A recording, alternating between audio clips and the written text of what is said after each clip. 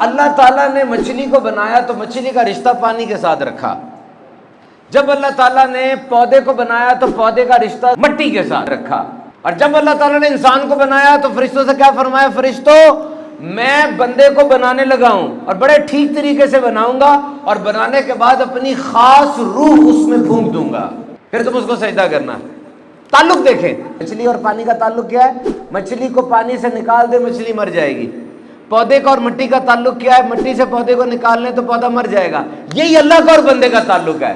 اگر بندے کے دل میں اللہ کی یاد نہیں ہے, کنیکشن مضبوط نہیں ہے, بندہ مر گیا, وہ چل رہا ہے, پھر رہا ہے, بڑا دولت والا ہے, شہرت ہے, اگر کنیکشن اللہ کے ساتھ نہیں ہے اس کا, بندہ مرا ہوا, وہ اس کی روح میں وہ تازگی نہیں ہے, وہ بشاشت نہیں ہے, وہ پرپز آف لائف نہیں ہے اس کا. We need a natural environment to grow. If it comes to plants, then their natural environment is oxygen, nutrients, post, sunlight and soil. ایک پودے کو کیا کچھ چاہیے؟ آکسیجن, سورج کی روشنی, کھاد. اب وہ آب و ہوا مل گئی تو وہ گرو کر جائے گا. ہمارا نیچرل کلائمیٹ کیا ہے؟ اللہ کا خوف اور اللہ کی یاد, اللہ سے تعلق. اگر یہ نہیں ہوگا تم گرو نہیں کر سکتے. اور یہ بھی بات یاد رکھنا, اگر مچھلی پانی سے نکل آئے, پانی کو کوئی فرق نہیں پڑتا.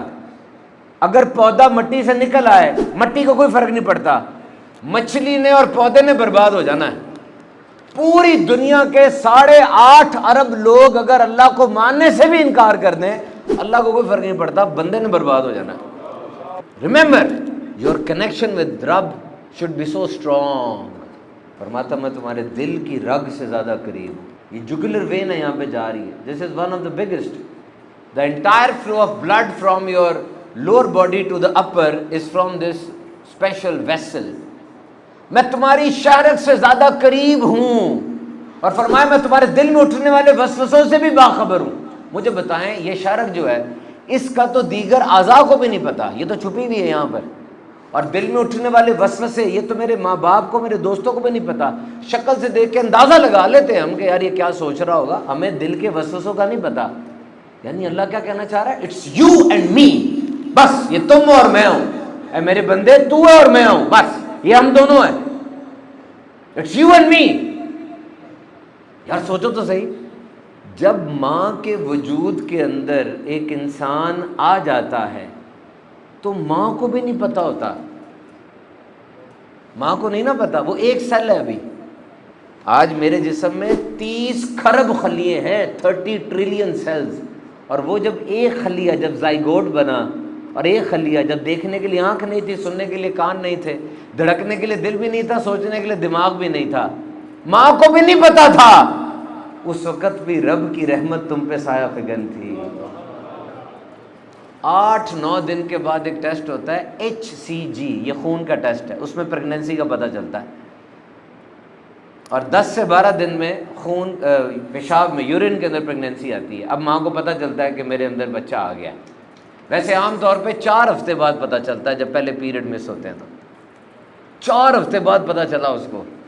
لیکن اندر تو ہو گیا ہوا کام, شروع ہو گیا ہوا نا. تمہیں کچھ بھی بنانا ہے, تمہیں لائٹ چاہیے ہوتی ہے, چاہے سوئی بنانی ہے, چاہے بوئنگ 747 بڑا جہاز بنانا ہے. اور وہ رب ماں کے پیٹ میں اندھیروں کے اندر صورتیں بناتا ہے. کسی کو نہیں پتا ابھی, اور وہ کام شروع ہو گیا ہے. 3 سے 4 ہفتے میں دماغ, دل اور ریڑھ کی ہڈی بننا شروع ہو گئی. اور 5 سے 6 ہفتے میں دل کی دھڑکن آنا شروع ہو گئی. 18 سے 24 ہفتے میں بچے نے سننا شروع کر دیا. اب وہ ماں کے پیٹ میں, ماں کے پیٹ کی گڑگڑاہٹ, اس کے دل کی دھڑکن, اس کے سانس کی آوازیں سن رہا ہے. اور تقریباً 26 سے 30 ہفتے میں اس نے دیکھنا شروع کر دیا. ماں کے پیٹ پہ جو لائٹ پڑ رہی ہے, جو لائٹ پہ جاتی ہے اس کی آنکھیں چندیا جاتی ہیں. اور 17 ہفتے میں اس بچے کے ہاتھ کے نشان بننا شروع ہو گئے. ڈیکٹائلوسکوپی کہتے ہیں اس کو, سگنیچر ہے. پیٹ کے اندر اس کے ایسے نشان بن رہے ہیں کہ پوری دنیا میں ایسا کوئی کاپی نشان نہیں ہے. اور 4 سے 5 ماہ میں اس کا گوشت بن رہا ہے, اور اس کے پٹھے بن رہے ہیں, اور اس کی ہڈیاں بن رہی ہیں. اب جا کے ماں باپ کو تھوڑی محبت ہونا شروع ہوتی ہے کہ یار کوئی بچہ آ گیا ہمارا, اور دیکھا بھی نہیں ہے. لیکن مجھے بتاؤ یہ کس مصور کی کام ہے، کس مصور کی کاریگری ہے، اور کس قادر مطلق کا شاہکار تیار ہو رہا ہے۔ اللہ کی رحمت وہاں بھی ہے۔ پھر 40 ہفتے گزر گئے، وہ بچہ دنیا میں آیا، ماں نے اس کو چمٹ لیا، او میرا بیٹا، باپ نے چمٹ لیا، او میرا بیٹا۔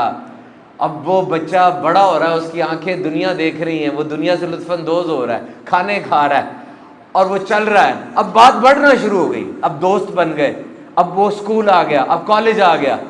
یاد رکھو اللہ کی رحمت ہی اس کو چلا رہی ہے، اللہ کی رحمت ہی اس کو سلا رہی ہے، اللہ کی رحمت ہی اس کو کھلا رہی ہے۔ بڑا ہو رہا ہے، کمائی آ گئی، گھر آ گیا، بنگلہ آ گیا، بڑا اچانک ایک احساس ہوا اس کو، اچانک اس کو خیال آیا اب یہ سب کچھ چھوٹ رہا ہے، آ رہا تھا نا پہلے، اب چھوٹنا شروع ہو گیا ہے۔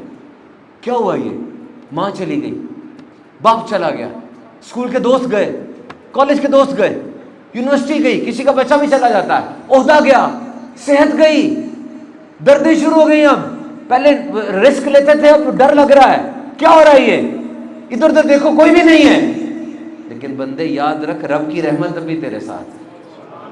اس نے ایک لمحے کے لیے بھی تجھے چھوڑا نہیں ہے، وہ ہے۔